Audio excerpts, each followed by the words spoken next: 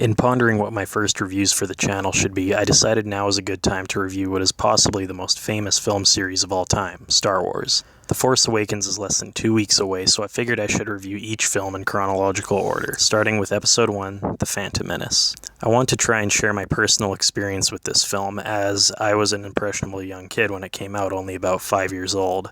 And it was actually my first experience with Star Wars. I have vivid memories of seeing the pod race in theaters.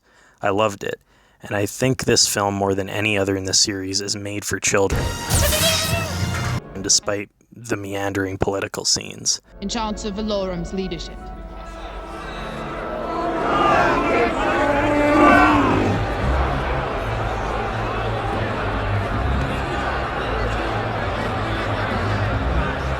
As I'm an adult now, I share the opinion that most people do that this is one of the most disappointing films of all time. It's sort of baffling the choices that Lucas made here, and I can't really fault him as he hadn't directed a movie in over 20 years at that point, but I'm not going to say that the problems here are entirely his fault either. It's more to do with people in the studio not challenging him on anything, thus there being no collaboration. Not surreal, not surreal, not surreal.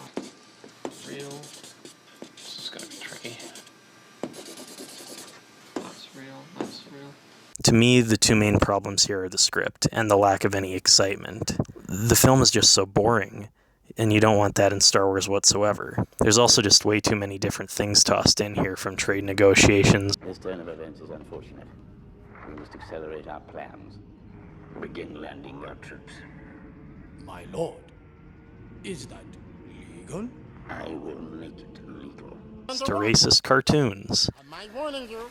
Gungans no liking outsiders, so don't expect to worm right. Of course, there's way too much CGI, however, there's less here than in episodes 2 and 3, but the 90s digital technology has not aged well. The insufferable child Anakin is possibly the worst thing here, and every scene with him is cringeworthy.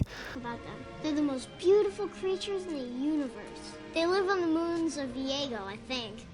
I listen to all the traders and star pilots who come through here. I'm a pilot, you know, and someday I'm gonna fly away from this place. There are good things undeniably, like Ewan McGregor's casting as Obi-Wan, and the fight with Darth Maul, but overall it's just a mess of a movie. I may have gone too far in a few places. I won't go on about the film in detail, just watch Red Letter Media's reviews on all 3 prequels. Overall, it's sort of an enjoyable bad movie at parts, but boring throughout most of the runtime. Misa can do without The Phantom Menace.